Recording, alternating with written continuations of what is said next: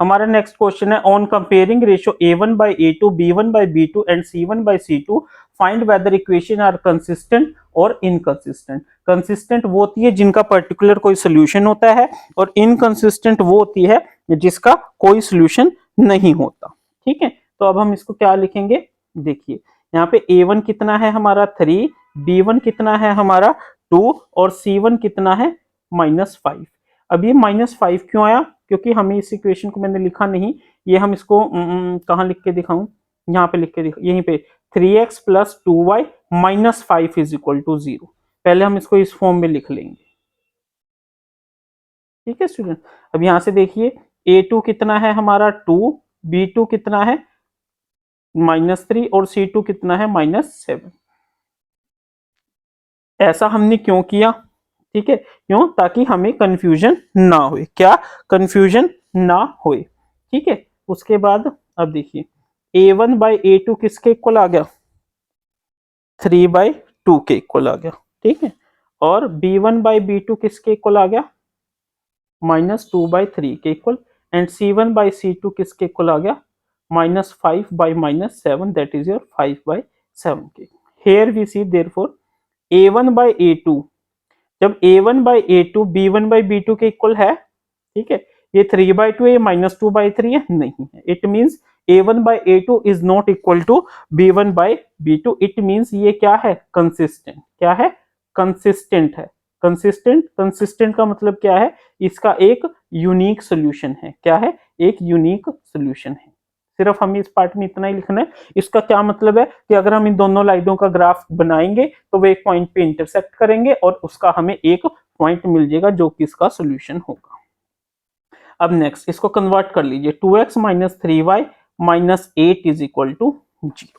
ठीक है students, next है हमारा 4x - 6y - 9 = 0। ठीक है, अब A1 क्या हो गया हमारा 2, B1 क्या हो गया -3 और C1 क्या हो गया -8।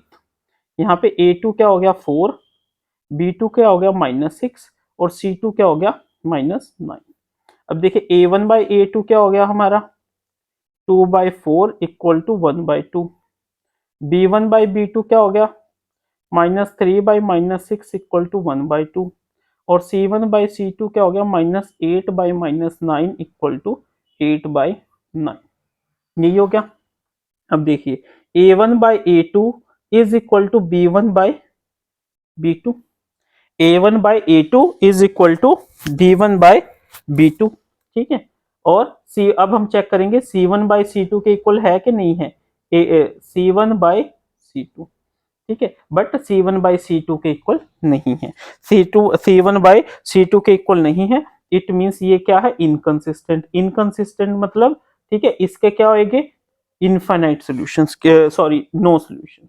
क्या होएगा, नो सॉल्यूशन होएगा। क्यों होएगा नो सॉल्यूशन, क्योंकि ये दोनों क्या होएगी, पैरेलल लाइंस होएगी। क्या होएगी, पैरेलल लाइंस होएगी, तो इसका कोई हमारा सॉल्यूशन नहीं होगा।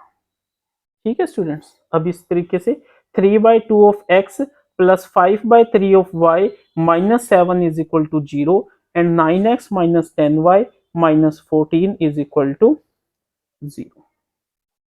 A1 क्या हो जाएगा 3/2, B1 क्या हो जाएगा 5/3 और C1 क्या हो जाएगा -7।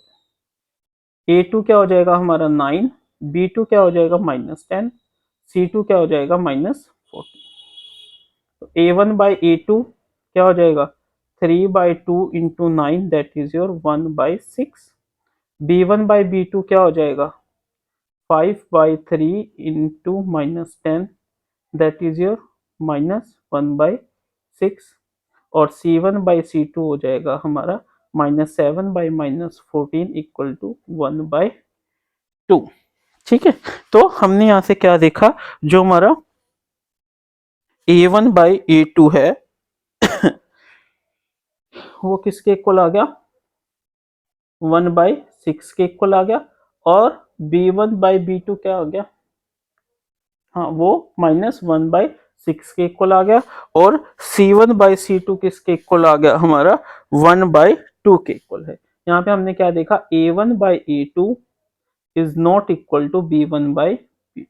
इट मींस ये क्या है, कंसिस्टेंट है। क्या है, कंसिस्टेंट है, और कंसिस्टेंट है तो इसका एक यूनिक सॉल्यूशन मिलेगा। समझ आई स्टूडेंट्स? ठीक है, अब हमारा नेक्स्ट पार्ट ये है 5x minus 3y minus 11 is equal to 0 minus 10x plus 6y plus 22 is equal to 0। a1 कितना है 5, b1 कितना है -3 और c1 कितना है -11। a2 कितना है -10, b2 कितना है 6 और c2 कितना है 22। a1 बाई a2 क्या आया हमारा -5/10 equal to -1/2। b1 by b2 क्या आया -3/6 इक्वल टू -1/2 और c1/c2 कितना आया -11/22 इज इक्वल टू -1/।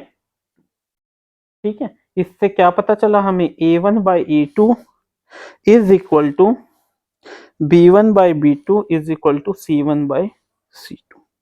ठीक है, तो इसका क्या मतलब हुआ? ठीक है, ये हमारा क्या है कंसिस्टेंट है। क्या है कंसिस्टेंट है। कंसिस्टेंट है तो मतलब इसके क्या है इनफाइनाइट मैनी सॉल्यूशन। अब इसके इनफाइनाइट मैनी सॉल्यूशन क्यों है? क्योंकि जो हमारा a1/a2 है वो b1/b2 के इक्वल है, जो कि c1/c2 के इक्वल है। अगर ये c1/c2 के इक्वल ना होता तो इट मीन्स वो इनकंसिस्टेंट होता और वो पैरेलल लाइंस करके नो सॉल्यूशन देता।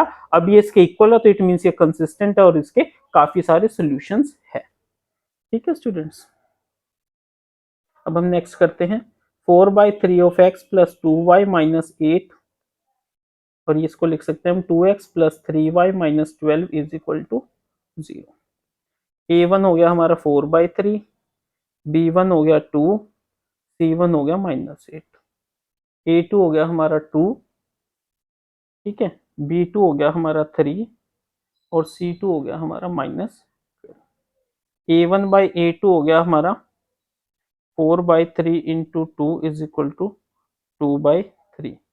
b1/b2 हो गया हमारा 2/3 और c1/c2 हो गया हमारा, ठीक है। Here we see a1/a2 is equal to b1/b2 is equal to c1/c2। ठीक है, इट मीन्स जब सारे इक्वल हो गए तो it means it is consistent and it has infinite